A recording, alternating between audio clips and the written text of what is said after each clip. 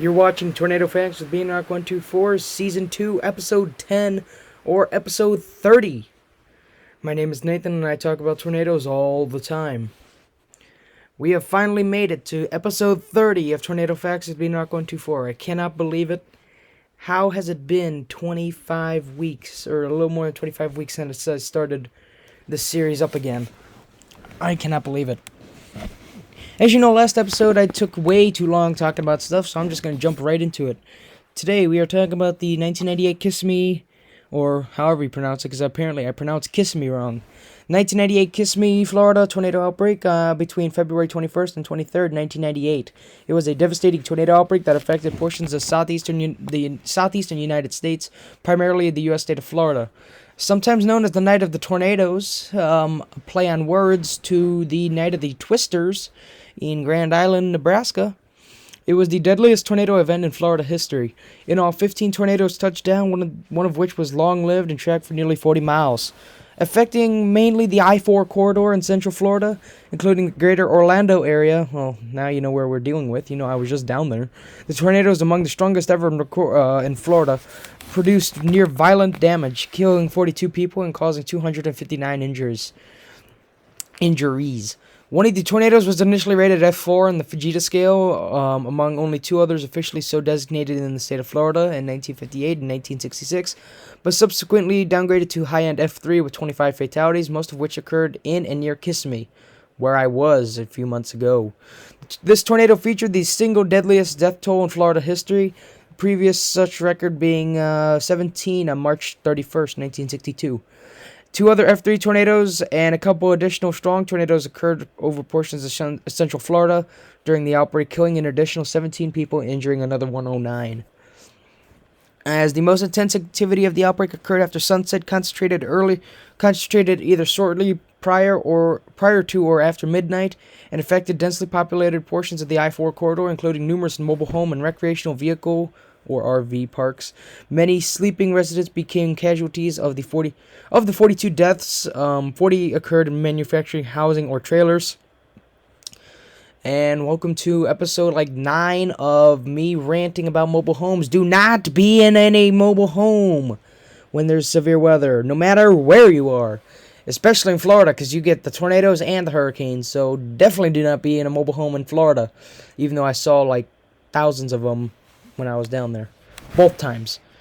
There were 15 deaths at the Morningside Acres Mobile Home Park and 8 at the Ponderosa RV Park, both of which were located in Kissimmee. Well, see, the city of Kissimmee should just abolish mobile homes now. No wonder some of the areas in Kissimmee looked awfully new, even though this thing happened 25 years ago. On February 22nd, 1988, hey, I know that day. 15 years before this, Journey had their first Frontiers tour concert in Nagoya, Japan. Okay, what? Data from both NEXRAD and weather satellites indicated that a bow echo and associated outflow boundary bisected portions of the Florida Panhandle and northernmost peninsular Florida, including the First Coast. What is the First Coast? Is a region of Florida, northeast Florida. Along the boundary, a vigorous squall line with embedded supercells, the initial nexus of severe weather, developed over the eastern Gulf of Mexico and headed eastward toward the Tampa Bay area. Hey, doesn't this sound familiar? Why don't we go back 5 years to March of 1993, will ya? Ahead of the squall line, a retreating warm front coincided with the robust atmospheric instability due to diurnal heating. By 7 p.m., a low-pressure area near Mobile. I said mobile. Excuse me. Jeez, I don't know what I'm doing. This video is probably going to be half an hour at this rate. A low-pressure system near Mobile, Alabama was linked to a cold front that extended southward just off the west coast of Florida, while a trough in the mid to upper troposphere generated a strong subtropical jet maximum of 140 knots, 160 miles per hour. This upper-level jet streak intersected a strengthening low-level wind field with winds locally in excess of 50 knots or nearly 60 miles an hour just above the surface, and thereby yielded conducive conditions to tornado genesis. During the evening and overnight hours of February 22nd to 23rd, 1988, this volatile environment, known to be common in the El Nino phase of the El Nino Southern Oscillation, during the Florida dry season, November 1st to April 30th. Eventually produced 7 tornadoes between about 11 p.m. on February 22nd and 2:30 a.m. the following morning. During El Nino, wow, my Spanish teacher's going to be mad with me. The jet stream is typically stronger and displays southward near or over Florida during meteorological winter and spring, thereby augmenting the likelihood of significant severe weather and tornado activity. During February 1988, one of the strongest El Nino episodes was on record was ongoing. Let's see. Oh, I see. Rivaling a similar episode in 1982 to 83 that had also contributed to elevated tornado activity all over Florida. By October 1997, the National Weather Service in Melbourne, Florida, highlighted the potential for enhanced severe weather over the coming months due to the El Nino. By 6 a.m. On February 22nd, the Storm Prediction Center had issued a convective outlook for day 1, indicating a moderate risk of severe weather capable of producing tornadoes over portions of North and Central Florida.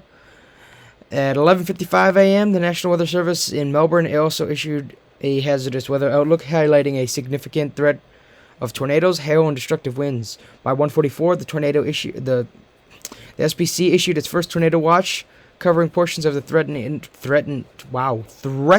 area in Central Florida. Numerous long-lived supercells with persistent mesocyclones would eventually evolve during the evening and track generally east-northeastward or northeastward over Central Florida, generating tornadoes that killed 42 people and seriously injured at least 259 others, making the outbreak the deadliest in Florida's history, surpassing another that killed 17 on March 31st, 1862 in Santa Rosa County. Everything happened in Florida. We'll just say that. Here's your tornadoes. None unrated, 7F0, 3F1, 2F2, 3F3. It was supposed to be 1F3, 2F4, but then they downgraded the 2F4s here, so it's 3. And then no F4, no F5 for a total of 15 tornadoes. And here's your tornadoes. Started February 21st, 3 tornadoes in Duval County, Texas. Very brief F0. And then main event, he had one near Daytona Beach, Volusia County, 1 death, yeah. He had the 3 F3s here, all between 200 and 250 yards. This one was the one that went through Kissimmee, how do you pronounce it? Peninsula, I think. When I was down in Florida, we were right there. I know exactly where this area is, and I was able to pronounce that city correctly, and now I can't. But this is the deadly one here. Southwest of Campbell, west of Port St. John. This is the one that was on the ground 38 miles in the southern Orlando metro. And then you had 2 tornadoes, February 23rd, southern Titusville, and then one at Cape Canaveral. Literally where I was the first day I was in Florida. Also known as, well, this is ironic. The first day I was in Florida was also the 23rd day of the month. And we all know what happened on that day in July. Intercession City through Lake Mary Jane, Florida, F3 tornado, the deadliest tornado in Florida history. This devastating long-track tornado was initially assigned an F4 rating, but National Weather Service assessments later reduced this to high-end F3 intensity. The tornado began near Intercession City, only 8 miles southeast of Walt Disney World, and moved northeastward. I first thought it said northwestward. I'm like, oh boy.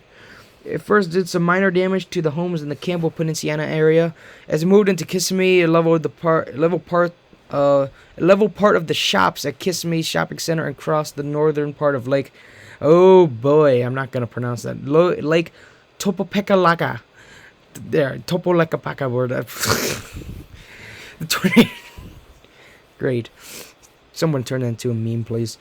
The tornado subsequently crossed U.S. Route 441 and reached its maximum intensity as it struck the RV park, Ponderosa RV Park. I think I saw this, if it's still around. I might have seen an RV park that was in Kissimmee area. But remember, RVs are not safe, especially RVs, because RVs, they're the driving ones. But 10 people died, and almost all of the 200 residences, including both RVs and mobile homes, were destroyed. See, this is what I mean. People say tornadoes could be attracted to mobile homes. Yeah, that's not true, but I'm starting to think it is. Many of these residences had their frames thrown, stripped, and wrapped around trees. Oh my god. Yeah, just... If I ever become president, I'm abolishing mobile homes. People can live in trees. Many trees were snapped and uprooted as well. Nearby, the Morningside Acres mobile home park was devastated as well. What in the world? What is with? I get it. Florida has a lot of RVs, but still, go to go to Wyoming. Upon leaving the Ponderosa, Pines, and Morningside areas, the tornado heavily damaged homes next to a school in the Lakeside Estates subdivision of Buenaventura Lakes. After devastating the Kissimmee area, the tornado mostly impacted rural, swampy areas in Orange and Brevard counties, though it hit a few lakeside homes in Lake Hart and Lake Mary Jane. It lifted over the Tosohatchee, that definitely is right, Tosohatchee Wildlife Management Area, 8 miles east-southeast of Christmas, west of Port St. John, just before the Great Outdoors RV Park, which, according to the National Weather Service, was, quote, one of the largest in the United States, housing 1,000 recreational vehicle lots. Along its entire path, 1,000 structures were destroyed or damaged, including several well-built homes that were nearly leveled. At least one new home, built of stucco and CBUs, was flattened except for its front entryway and part of a wall. But that is it for this 30th episode of Tornado Facts with Beanrock124, not counting the ones I missed. So this technically, in reality, it's episode 33, but in the main series, it's episode 30. But you get what I mean.